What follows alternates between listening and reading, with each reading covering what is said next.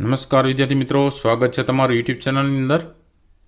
Home learning અંતર્ગત Doordarshan DD Girnar પર જે પ્રસારણ થતું હોય છે એમાં ધોરણ 3, 4 અને 5નું જે પ્રસારણ છે એ જાન્યુઆરી માસ પ્રમાણે પ્રસારણનો સમય જોઈએ તો ધોરણ 3નો પ્રસારણનો સમય છે 9 થી 9:30નો છે.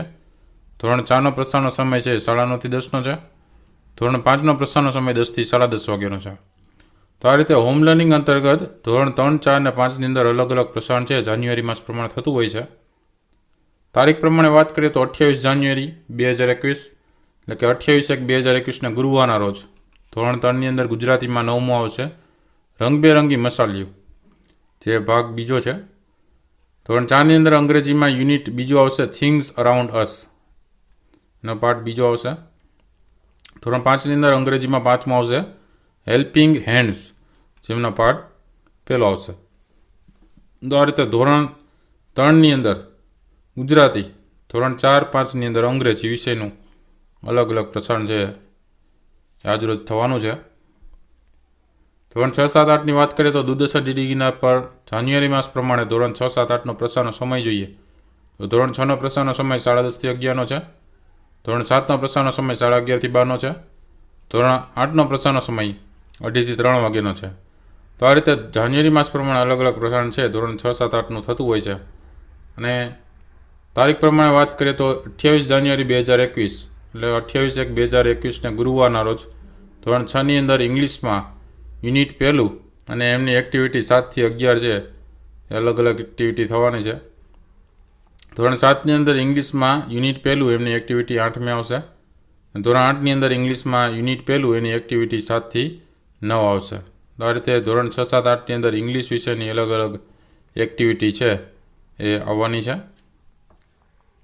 ધોરણ 9, 10ની વાત કરીએ તો અમુક દિવસે ધોરણ 9નું પ્રસારણ થતું હોય છે, અમુક દિવસે ધોરણ 10નું પ્રસારણ થતું હોય છે. અને અલગ અલગ આ રીતે પ્રસારણ જે છે એમાં દૂરદર્શન ડીડી ગિરનાર પર જે ધોરણ 9, 10નો પ્રસારણનો સમય છે 12 થી 1નો છે. અને એ જ રીતે જાન્યુઆરી માસ પ્રમાણે ધોરણ 11, 12નો જે પ્રસારણનો સમય છે 3 થી 4નો છે. આ રીતે અલગ અલગ પ્રસારણ છે એ દૂરદર્શન ડીડી ગિરનાર પર થતું હોય છે. અને તારીખ પ્રમાણે વાત કરીએ તો 28/1/2021 તો ધોરણ 10ની અંદર ગણિત વિષયમાં વર્તુળ સંબંધિત ક્ષેત્રફળ પ્રકરણ 12મું અને ભાગ પહેલો છે આવશે.